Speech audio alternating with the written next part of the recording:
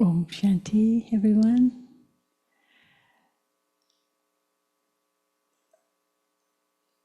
Going into silence, we call it an entry point. And coming out of silence, we call it an exit point. And I remember that some years ago we were in South Africa and we had a call of the time. And to come out of the silence, they invited some drummers. And we were all in silence, and then the exit point out of the silence was that he was teaching us how to drum. And I was sitting next to Sister Jayanti, and I was looking at her, and she's got very tiny fingers. And she was trying to do it, and I said, "Let me help you." But it really is an expression of sound after at least, 2.5 days in silence. But the month of August is very special for the Brahma Kumaris because it is a month that we dedicate to purity. So cultivating purity started with this retreat, and for the rest of August, we'll be continuing, exploring and experiencing and understanding what this power of purity is and the magic and miracles that it manifests in our lives. The month of August is the month we also celebrate what we call as universal brotherhood, sisterhood. And it is a festival called Raksha Bandhan. And Raksha Bandhan means, it's a Hindi term, and it means the bond of protection. What this bond of protection does is that it celebrates love. But love in its purest form, love in its most sacred form, and love that purifies the being. I was born as a Hindu, and I grew up in a culture in which my grandmother would gather us all up at this time of Raksha Bandhan. And we have a huge family. Each one has their own home, but it's an extended family when we all come together. And my biological brothers were my brothers, of course, but my first cousins on both sides were also my brothers. And so we were together, and she would conduct, or she would orchestrate the celebration of this festival. And basically the sisters would tie the Rakhi on the wrist of the brothers. And we used to do it every year. And as we grew up, I got curious because it was like every year. And then the brother had to give us gifts. So each brother had to give you a gift. So I said, gosh, they spend all their pocket money on gifts.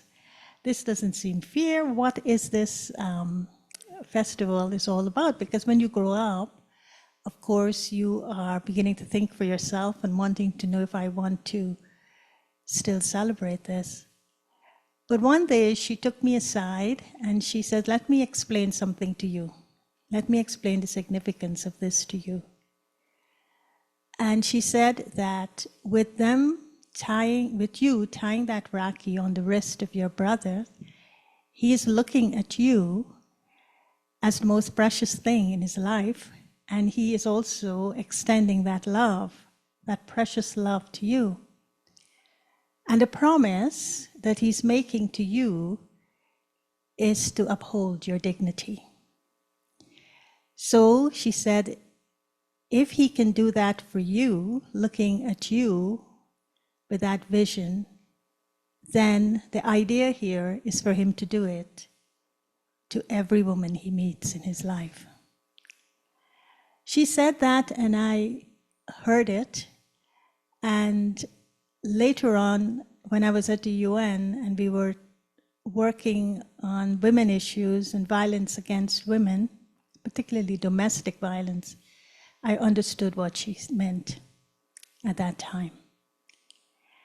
But then I came to the Brahma Kumaris, and the festival took on leaps and bounds of meaning to me. And this festival is actually, the origins of the festival wasn't a relational one between a brother and a sister. That's how it got manifested. And there are many other ways that the festival is also celebrated, and lots of other historical meanings. But the spiritual meaning, when I heard it, I realized that it was something that was very important to keep on celebrating, even though ceremonial once a year. It actually takes us to a part of ourselves that we have forgotten. And that part of ourselves is that sweet spot within the soul from which pure love flows.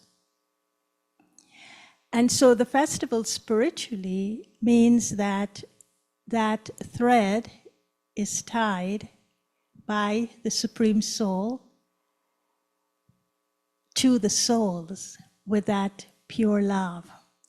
But the thread has got, there are two threads, and in the center, as you're going to see the symbol, the center of the symbol is the symbol of light, the symbol of the source that we see as the Supreme, as the Divine, as God, and whom we lovingly call Baba, the Mother, the Father. And I think it's behind me, yeah? And so that's the center. And then the two threads are one thread of love and the other thread of protection. And so we tie it because we want, in a way, to reinforce, to reaffirm something that isn't just done ceremonially once a year, but it carries through. It has a sustaining. You're being sustained by God's love. And you remember that once a year. You take stock of it once a year. So as an exit out of your silence, we thought this is a beautiful festival to celebrate with you. And each one will come up and you will sit in front of me. And there are a few things that ceremonially is done, but it holds very deep, meaningful significance. So I would look at you this morning when we were told that when we leave here, we would be, the purity would be given an expression through our lives. And we would then be creating a kind of a structure for our day based on this purity that we've accumulated here. And one of the ways in which purity is expressed is through the eyes. It's called drishti, but divine drishti. It's a look of soul-conscious love. And so I would look at you in the center of your forehead. I wouldn't look at you directly in your eyes. No fear. I'm not interested in what's going on in your minds. I am interested. I'm curious. But I'm not going to arouse that curiosity. I'm just going to look at you in the center of your forehead. And then together, we will connect to the one source. However you see that source, please connect to the source in that way, because it's significant and it's meaningful for each one. And then I'll tie on your wrist this Rakhi, this bond, this thread that signifies the bond of love and protection. But that love and protection coming from the Supreme to both of us. Because it isn't just having a connection with the Supreme, but it's also the relationship of love, the soul-conscious relationship between us as the human family. And to look at each one as a soul, and then look at the seat of the soul seated on the seat of the soul, and then the body and the extensions of the body. So I'm connecting to the soul, and then appreciating the extensions of the soul through the body. I will also, and if you're uncomfortable with this, just indicate to me. I would also put a little tilak, it's called, soul conscious, a reminder that this little dot that I'm going to put on your forehead, and it's of sandalwood. It's very, very natural and cooling, is to remind you that this is a festival about the spiritual aspect. And it's not just a physical brother and sister, or physical brothers, or community brothers belonging to one, but it goes beyond that. And it is about the soul. So I like to do that when I tie Rakhi, because if I don't do that, then I said, I'm not touching their souls. I'm not touching the seat that the soul is sitting. And leaving that imprint that this is about soul conscious love. This is about a love between soul and the Supreme Soul. This is about a love that the world is thirsting for. Soul conscious love among brothers and sisters of the whole tree. And so once it's touched, once that imprint is made on you and the Rakhi is tied on your wrist, then wherever you go, you're going to look at people first with that soul conscious love or that soul conscious vision. And then you'll move over to Charlie, and Charlie, I don't see a chair in front of you, so maybe you don't, they will just stand in front of you. And then Charlie will give you a toli. Do you know what toli is? Toli is a sweet made with a lot of love too. Now, I think it's a vegan toli and gluten-free, so those of you who are not vegan and who are not gluten-free, you could take it and give it to your friend who is, or you can eat it. And he will also give you a blessing card. Now, what I would like for you to do, and maybe the organizers would tell me, oh, please don't. Well, maybe you do it in silence, but I would have loved you to read that blessing as the first words you speak as you exit your silence. But I don't know if we have time for that. But maybe when you go into your groups of two, into your pairs of two, you could read the blessing on the card to one another. So are you ready? Is there any questions? Was I clear? Yes, what wrist do you put this on?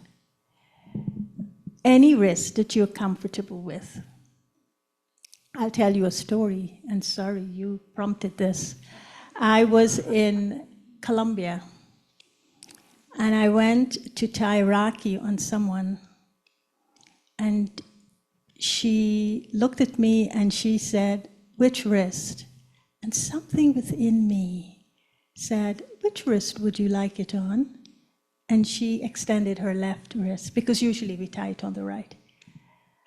And I tied it on her, and she burst into tears. And she said, you know, I'm a left-hander. And when I was growing up, I was punished for being a left-hander. And my mother used to tie my left hand behind my back so that I could write with this right hand.